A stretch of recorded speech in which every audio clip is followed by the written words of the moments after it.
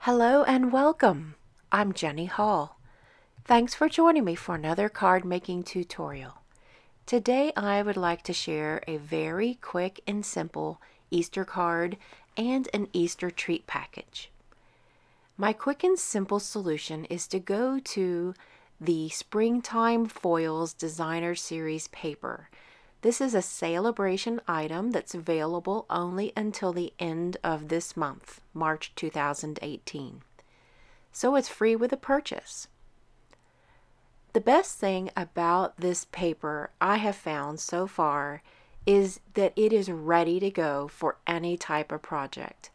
The paper is also extremely thick and it's perfect to make boxes or treat packaging, but it's also thick enough to be able to hold marker fluid very well.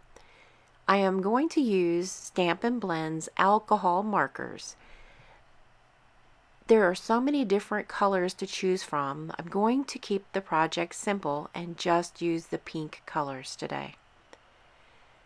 One of the fun things with this paper in combination with the Stampin' Blends is that the paper is not a, let's call it a natural grainy surface. It's more of a glossy surface. It very much resembles glossy white paper. So thinking about the techniques to use with glossy white paper, I like to use alcohol, rubbing alcohol that is, and ink refills. That's kind of like a Stampin' Blends marker because they are made from coloring solution and alcohol. So adding the alcohol markers to the paper is going to get a different result than there is adding it straight to cardstock. I think this is really fun and it gives a nice artistic look to the finished coloring image. For this project, I'm just adding some darker shades of pink into the shaded areas, and then I'm going back with the lightest shade of pink and blending all of those colors together.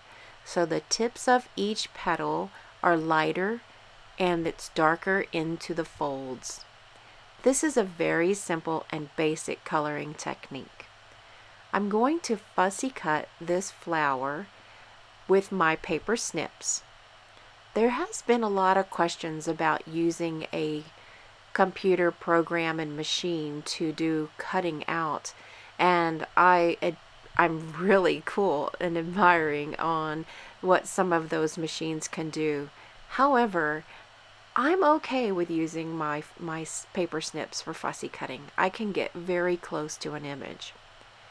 To give a little bit of interest on this background, I used the darkest shade that I used in my project for coloring, and placing the brush end inside the cap, I flicked it 2 times because it really does put out a lot of flick marks whenever you apply some of the color to a white piece of paper. My sentiment today is very simple. I'm stamping with Sweet Little Something stamp set. That's the really cool stamp set that has the layering bunny, but I only need a sentiment because I want this really pretty flower to be the showcase.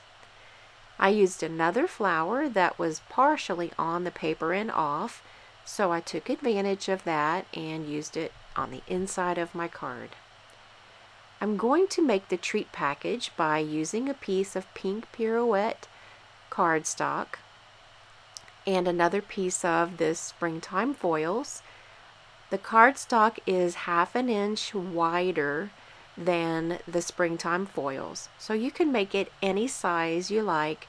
Just remember to add a little bit of space in between the designer paper and the cardstock because you don't want the color of the cardstock to be lost.